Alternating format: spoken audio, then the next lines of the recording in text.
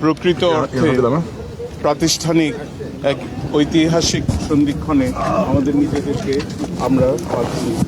এখানে যাদেরকে দেখছেন আমরা প্রত্যেকেই কোনো না কোনোভাবে এই অন্তর্বর্তীকালীন সরকারের সহযোগিতায় আমরা তাদের এইডে এবং স্টেক হোল্ডার হিসেবে আমরা কিন্তু কালেকটিভভাবে আমরা এই সচিবালয়ে আমাদের প্রাপ্তি হয়েছে।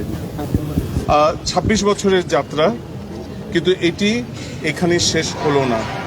আমাদের এখন সবচেয়ে বড় যে আমাদের পদক্ষেপ নিতে হবে সেটা হচ্ছে এই সচিবালয়ের যে কার্যক্রম এটা স্থায়িত্ব বজায় রাখা, এবং সামনের মাস এবং বছরগুলো বলে দেবে সেটা আমরা কত সাফল্যের সাথে সেটা আমরা অর্জন করতে পারবো।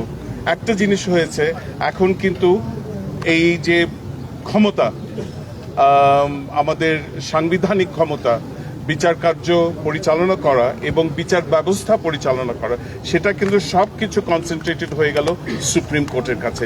সব মশার বিরুদ্ধে সুরক্ষা দিতে এলো বসুন্ধরা এক্সট্রিম অ্যারোসল, মশার বিরুদ্ধে এক্সট্রিম সুরক্ষা। এটা সাফল্য যতটা আমাদের অর্জন হবে, এটার ব্যর্থতাও কিন্তু আমাদের মেনে নিতে হবে।